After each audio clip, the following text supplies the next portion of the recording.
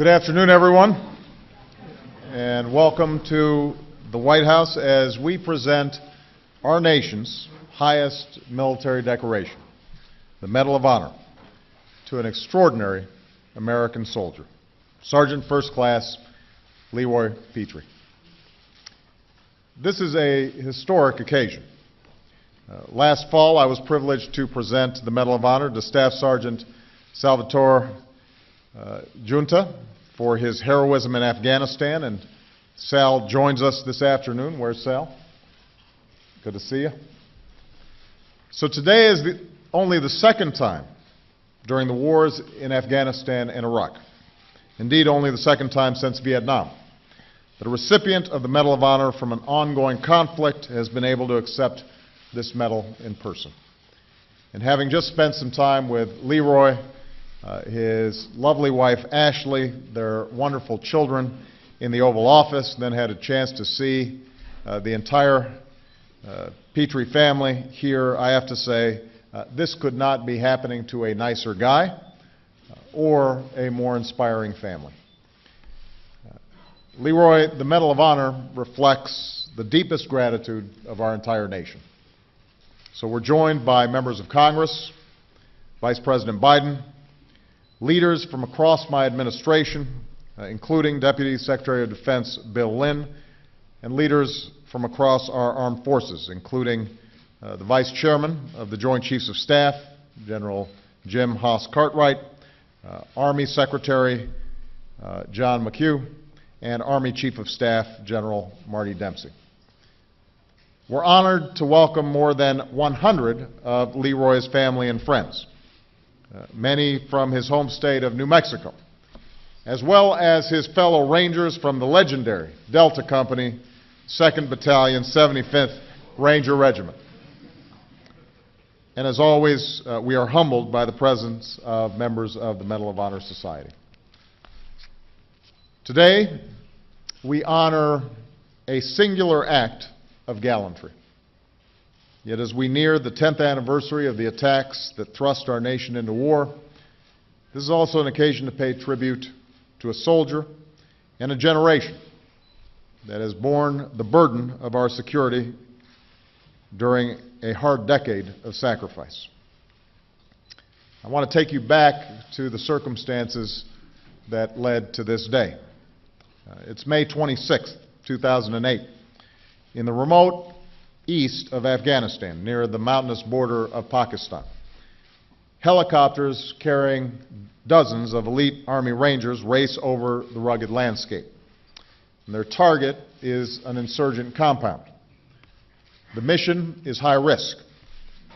It's broad daylight. The insurgents are heavily armed. But it's considered a risk worth taking because intelligence indicates that a top Al-Qaeda commander is in that compound. Soon, the helicopters touch down, and our Rangers immediately come under fire. Within minutes, Leroy, then a staff sergeant, and another soldier are pushing ahead into a courtyard surrounded by high mud walls. And that's when the enemy opens up with their AK-47s. Leroy is hit in both legs. He's bleeding badly, but he summons the strength to lead the other Ranger to cover behind a chicken coop. He radios for support. He hurls a grenade at the enemy, giving cover to a third Ranger who rushes to their aid. An enemy grenade explodes nearby, wounding Leroy's two comrades. And then a second grenade lands, this time only a few feet away. Now, every human impulse would tell someone to turn away. Every soldier is trained to seek cover. That's what Sergeant Leroy Petry could have done. Instead, this wounded Ranger, this 28-year-old man with his whole life ahead of him, this husband and father of four, did something extraordinary. He lunged forward toward the live grenade. He picked it up. He cocked his arm to throw it back. And what compels such courage? what leads a person to risk everything so that others might live. For answers, we don't need to look far. The roots of Leroy's valor are all around us. We see it in the sense of duty instilled by his family, who joins us today. His father, Larry, his mother, Lorella, and his 4 brothers. Growing up, the walls of their home were hung with pictures of grandfathers and uncles in uniform, leading a young Leroy to believe, that's my calling too. We see it in the compassion of a high school student who overcame his own struggles to mentor younger kids to give them a chance. We see it in the loyalty of an Army Ranger who lives by a creed, never shall I fail my comrades. Or as Leroy puts it, these are my brothers, family, just like my wife and kids. And you protect the ones you love. And that's what he did that day, when he picked up that grenade and threw it back, just as it exploded. With that selfless act, Leroy saved his 2 Ranger brothers, and they are with us today. This valor came with a price. The force of the blast took Leroy's right hand. Shrapnel riddled his body. Said one of his teammates, I had never seen someone hurt so bad. So even his fellow Rangers were amazed at what Leroy did next. Despite his grievous wounds, he remained calm. He actually put on his own tourniquet. And he continued to lead, directing his team, giving orders, even telling the medics how to treat his wounds. When the fight was won, as he lay in a stretcher being loaded onto a helicopter, one of his teammates came up to shake the hand that Leroy had left. That was the first time I shook the hand of someone who I considered to be a true American hero, that Ranger said. Leroy Petry showed that true heroes still exist and that they're closer than you think. And that Ranger's right. Our heroes are all around us. They're the millions of Americans in uniform who have served these past 10 years. Many, like Leroy, deploying tour after tour, year after year. On the morning of 9/11, Leroy was training to be a Ranger, and as his instructor got the terrible news, they told Leroy and his class, keep training, you might be going to war. Within months, Leroy was in Afghanistan for the first of 7 deployments since 9/11. Leroy speaks proudly of the progress our troops have made. Afghan communities now free from the terror of the Taliban and Afghan forces that are taking more responsibility for their security. And he carries with him the memories of Americans who have made the ultimate sacrifice to make this progress possible. Earlier in the Oval Office, Leroy gave me the extraordinary privilege of showing me the small plaque that is bolted to his prosthetic arm. On it are the names of the fallen Rangers from the 75th Regiment. They are quite literally part of him, just as they will always be part of America. Now, one of those names is of the Ranger who did not come back from the raid that day, Specialist Christopher Gathercole. Christopher's brother and sister and grandmother are here with us today. I would ask that they stand briefly so that we can show our gratitude for their family's profound sacrifice.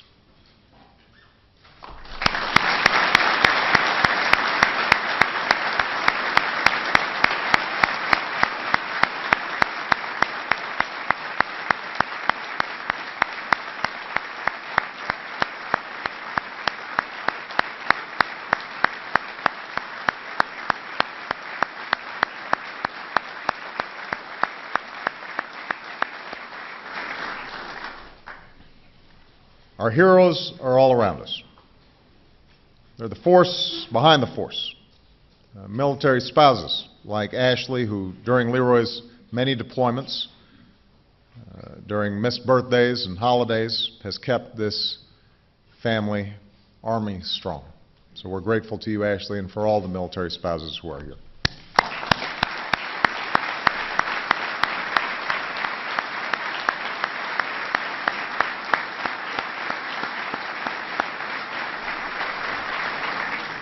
Their military children, like Brittany and Austin, Reagan and 7-year-old Landon, who at the end of a long day is there to gently rub his dad's injured arm. And so I want to make sure that we acknowledge these extraordinary children as well.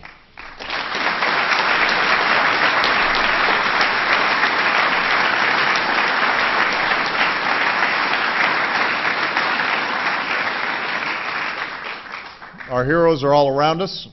There are men and women in uniform who, through a decade of war, have earned their place among the greatest of generations. And during World War II, on D-Day, it was the Rangers of D Company who famously scaled the cliffs of Pont du Hoc. After 9/11, we learned again, Rangers lead the way. They were some of the first boots on the ground in Afghanistan. They have been deployed continuously ever since. Today we can see our progress in this war and our success against al-Qaeda, and we're beginning to bring our troops home from Afghanistan this summer. Understand there will be more fighting and more sacrifices in the months and years to come, but I am confident that because of the service of men and women like Leroy, we will be able to say of this generation what President Reagan once said of those Rangers who took the cliffs on D-Day. These are the heroes who helped end a war.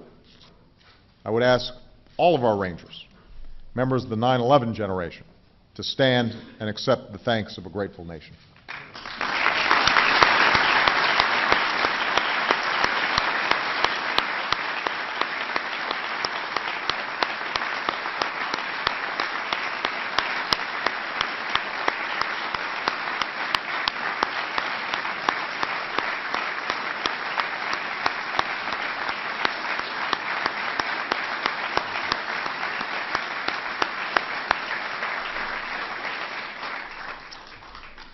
Finally, the service of Leroy Petry speaks to the very essence of America. That spirit that says no matter how hard the journey, no matter how steep the climb, we don't quit. We don't give up. Leroy lost a hand, and those wounds in his legs sometimes make it hard for him to stand. But he pushes on, and even joined his fellow Rangers for a grueling 20-mile march. He could have focused only on his own recovery, but today he helps care for other wounded warriors, inspiring them with his example. Given his wounds, he could have retired from the Army with honor, but he chose to re-enlist indefinitely. And this past year, he returned to Afghanistan, his 8th deployment, back with his Ranger brothers on another mission to keep our country safe. This is the stuff of which heroes are made. This is the strength, the devotion that makes our troops the pride of every American. And this is the reason that, like a soldier named Leroy Petry, America doesn't simply endure, we emerge from our trials stronger, more confident, with our eyes fixed on the future. Our heroes are all around us, and as we prepare for the reading of the citation, please join me in saluting one of those heroes, Leroy Petry.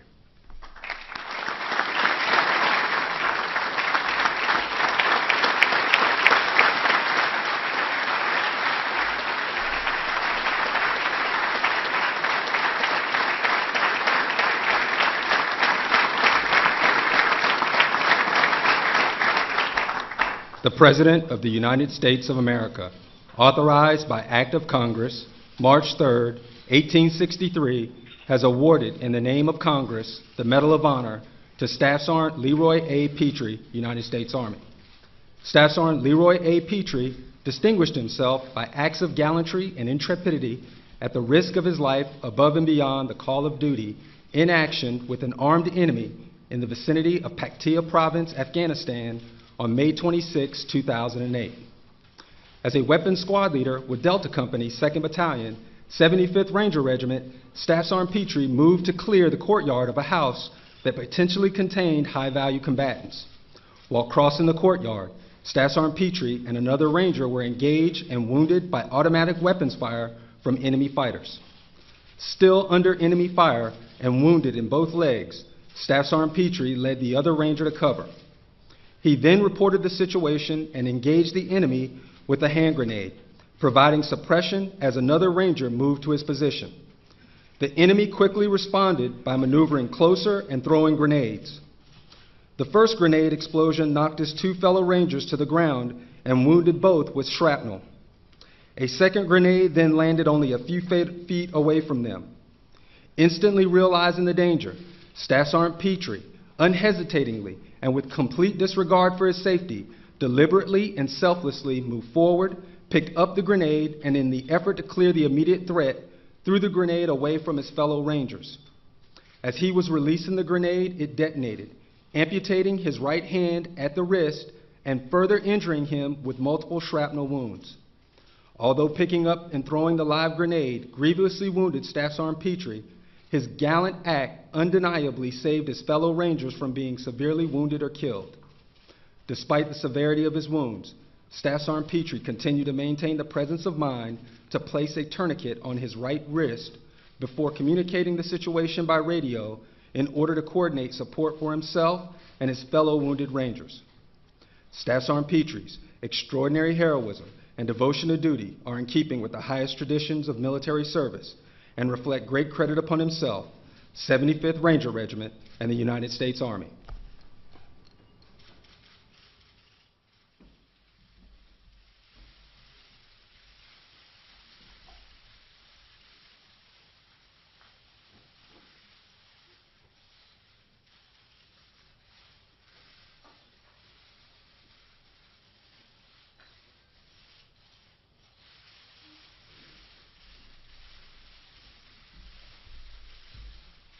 Please give Leroy a big round of applause.